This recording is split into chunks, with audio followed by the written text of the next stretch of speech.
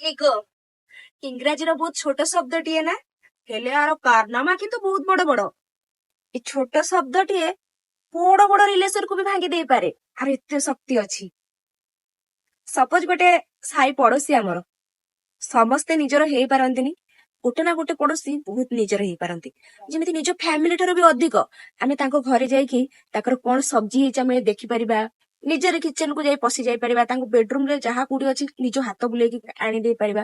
ସବୁ କିଛି ମାନେ ନିଜ ଠାରୁ ବି ବହୁତ ବଡ କହିଲେ ଚଳେ। କିନ୍ତୁ ଏମିତି ଗୋଟେ ଟାଇମ ଆସିଯାଏ, କିଛି ଗୋଟେ କଥାରୁ ଟିକେ ଏପଟ ସେପଟ ହେଇକି ରିଲେସନ ଟିକେ ହଟକେ ହେଇଯାଏ। ସେତେବେଳେ ଇଗୋ ଯେତେବେଳେ ଚାଲି ଆସେ ମଝିରେ, ଏଇ ଜଣକଟି ଭାବେ ମୁଁ କାହିଁ ଆଗ କଥା ହେବି, ସିଏ ତ ସେପଟୁ କଥା ହଉନି, ସିଏ ସେପଟୁ କଥା ହଉ, ମୁଁ ଏପଟୁ କଥା ହେବି।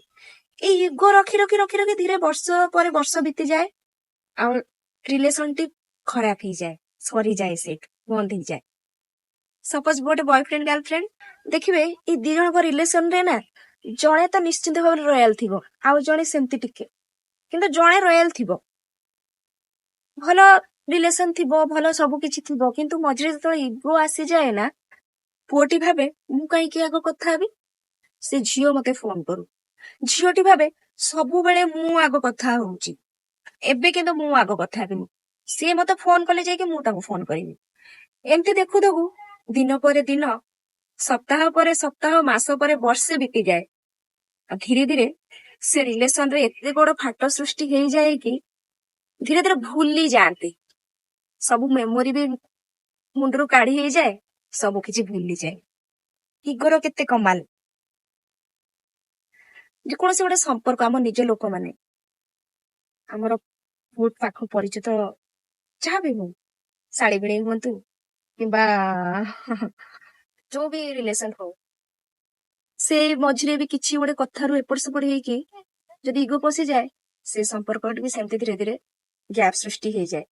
ହେ ଛୋଟିଆ ଟିକେ ୱାର୍ଡଟି, କିନ୍ତୁ ଆର ଏହମିୟତ ବହୁତ। ଆଉ ମଣିଷ ମାନେ ବି ଆକୁ ବହୁତ ଗୁରୁତ୍ୱ ଦିଅନ୍ତି। ଇଗୋ ହର୍ଟ ହେଇଯିବ ନା ମୋର, ତା ସହିତ ଆଗ କଥା ହେଇଗଲେ, ତ ଇଗୋ ଟାକୁ ମଣିଷ ଜାବୁଡି ଧରି ଧରି ଶେଷରେ ଯେ କୋଉଠି ଯାଇ ପହଞ୍ଚେ ସେ ନିଜେ ବୁଝିପାରେ ନା। ଆଉ ଶେଷରେ ଦେଖିବାକୁ ଗଲେ ସବୁ ସମ୍ପର୍କ ଧୀରେ ଧୀରେ ମୋ ଠାରୁ ଦୂରେଇ ହେଇଗଲା, କିଛି ନଥିବ ଆଉ। ବିଶ୍ୱାସ କର, ମୁଁ କିନ୍ତୁ କୌଣସି ରିଲେସନରେ ଯଦି ଫାଟ ସୃଷ୍ଟି ହେଇଯାଏ, ମୋ ଆଡୁ ମୁଁ କଥା ହେବାକୁ ବହୁତ ବାହାନା କରି ଚେଷ୍ଟା କରେ, ହେଲେ ସେପଟୁ ଯଦି କିଛି ରେସ୍ପନ୍ସ ନ ଆସେ ନା, ମୁଁ ବି ତାକୁ ଟେକି ବୁଲେ ଫୋପାଡ଼ି ଦିଏ। ବିଶ୍ୱାସ କର, ମୁଁ ବହୁତ ଚେଷ୍ଟା କରେ, ହେଲେ ସେପଟୁ କିଛି ରେସ୍ପନ୍ସ ନ ଆସିଲେ ତାକୁ ଟେକି ବୁଲେ ଫୋପାଡ଼ି ଦିଏ। ଦେଖିବେ ବହୁତ ଜାଗାରେ ଦି ଭଉଣୀଙ୍କ ଭିତରେ ଇଗୋ ଆସିଯାଇଥିବ, ଭଉଣୀଙ୍କ ଭିତରେ ନୁହେଁ, କାରଣ ଭଉଣୀ ମାନେ ବାହା ହେଇଯାଇଥିବେ, ସେ ସ୍ୱାମୀ ଦି ଜଣଙ୍କ ଭିତରେ ଇଗୋଟା ଚାଲି ଆସିଥିବେ, ଆଉ ସେ ଇଗୋର ଶିକାର ସେ ଭଉଣୀ ଦି ଜଣ ହେଇଯିବେ।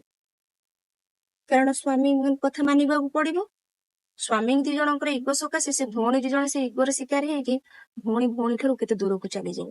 ମାସ ମାସ ବର୍ଷ ବର୍ଷ ଧରି କଥା ହୁଅନ୍ତିନି। କଣ କରିବେ, ତାଙ୍କ ପାଦରେ ଶିକୁଳି ପଡିଥାଏ, କଥା ହେଇପାରନ୍ତିନି। ବହୁତ ଜାଗାରେ ଦି ଅତି ବନ୍ଧୁଙ୍କ ମଧ୍ୟରେ ବି ସେମିତି ହୁଏ, ଇଗୋ ଚାଲି ଆସିଥାଏ, ଇଏ ଆଗ କଥା ହବ ନା ସିଏ ଆଗ କଥା ହବ, ଏଇ ଇଗୋରେ ରହି ରହିକି ଦି ଜଣଙ୍କ ରିଲେସନ କେତେବେଳେ ସରିଯାଏ। କାହିଁକି ନା ଧୀରେ ଧୀରେ ଦିନ ପରେ ଦିନ, ମାସ ପରେ ମାସ, ବର୍ଷେ ପରେ ବର୍ଷେ ଯେତେବେଳେ କଥା ନ ହୁଅନ୍ତି, ଧୀରେ ଧୀରେ ସେ ଆଟାଚମେଣ୍ଟ ଟା କମିଯାଏ, ସେ ସ୍ନେହ ଶ୍ରଦ୍ଧା ଟା କମିଯାଏ, ଆଉ ରୁହେନି ସେଇଠି ସ୍ନେହ ଶ୍ରଦ୍ଧା, ସେଇ ସମ୍ପର୍କ ବି ଭାଙ୍ଗିଯାଏ। ତ ମୋର ଆଜି ଏଇ ଟପିକରେ ଆଲୋଚନା କରିବାର କାରଣ, ଇଗୋକୁ ଥରେ ସାଇଡରେ ଫିଙ୍ଗି ଦିଅ ନା, ଯାହା ସାଙ୍ଗରେ ଶତ୍ରୁତା ଅଛି ସେଇଟା ଅଲଗା କଥା, ନିଜର ପାଖ ଲୋକଙ୍କ ସହିତ କଣ ଇଗୋ, ଥରେ ନିଜ ଆଡୁ କଥା ହେବାକୁ ଚେଷ୍ଟା କର ନା।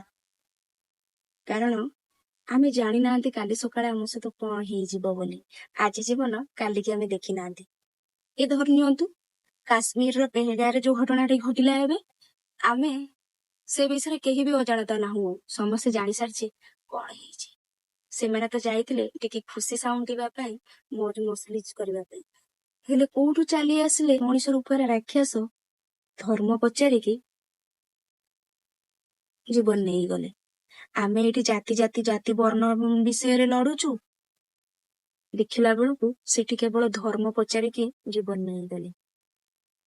ଭାବିଲେ ସେ ସମୟର ମୁହୂର୍ତ୍ତ କେମିତି ହେଇଥିବ, ନିଜର ସ୍ତ୍ରୀ ପିଲା ଛୁଆ ସାମ୍ନାରେ ସ୍ୱାମୀଟିର ଜୀବନ ଯାଉଛି, ସ୍ତ୍ରୀ କିଛି କରିପାରୁନି, ଏମିତି ବି ହେଇଛି ସେଠି ଛୁଆମାନଙ୍କୁ ଘୋଡାରେ ବସେଇକି ବାହାରକୁ ପଠେଇ ଦିଆଯାଉଥିଲା ସୁରକ୍ଷିତ ରହିବା ପାଇଁ। ଲାଷ୍ଟକୁ ଛୁଆମାନଙ୍କ ମୁହଁକୁ ଯାଇକି ସ୍ତ୍ରୀକି ମଧ୍ୟ ସେ ଜାଗା ଛାଡିକି ସ୍ୱାମୀକି ମରଣରେ ଛାଡିକି ଯିବାକୁ ପଡିଥିଲା। ସେତେବେଳର ଦୃଶ୍ୟ କଣ ହେଇଥିବ।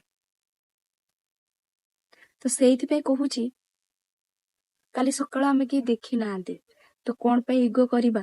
ହୁଏତ ଇଗୋରେ ରହିଯିବା ଆମେ ସାଇଡରେ, ଆମର ଜୀବନ ନ ଚାଲିଯାଉ, କିମ୍ବା ଯାହା ପ୍ରତି ଆମେ ଇଗୋକୁ ଦେଖଉଛେ ତାର କିଛି ନ ହେଇଯାଏ। ପାଖ ଲୋକଙ୍କ ସାଙ୍ଗରେ କଣ ପାଇଁ ଏତେ ଇଗୋକୁ ଥରେ ସାଇଡରେ ଫୋପାଡି ଦିଅ ନା, ନିଜ ଆଡୁ ଥରେ କଥା ହେବାକୁ ଚେଷ୍ଟା କର ନା। ଯେତିକି ଦିନ ଆମେ ବଞ୍ଚୁଛେ ନିଜ ଲୋକଙ୍କ ସହିତ ଭଲ ଭାବରେ ରହିବା, ଭଲ ଭାବରେ ସମୟଟାକୁ କାଟିବା। ଆରେ ସବୁବେଳେ କଣ ସମସ୍ତ ସାଙ୍ଗରେ ଆମର ଦେଖା ହଉଛି? ଏଇ ତ ଛୋଟ ମୋଟ ଦେଖା, ଏଇ ତ ଜୀବନରେ କେତେବେଳେ ହଁ ଟିକେ ଫୋନ କରିଦବା କି ଦେଖାହେଲେ ପଦେ କଥା ହେଇଯିବା, ବାସ୍ ଏଇଆ ତ। ନା ଆମେ କାହାକୁ ଦେଇ ଦଉଛେ ନା ଆମକୁ କିଏ କଣ ଦେଇ ଦଉଛେ। ଥରେ ଏକକୁ ସାଇଡରେ ରଖିଦିଅ ନା, ନିଜ ଆଡୁ ଥରେ କଥା ହବାକୁ ଚେଷ୍ଟା କର ନା।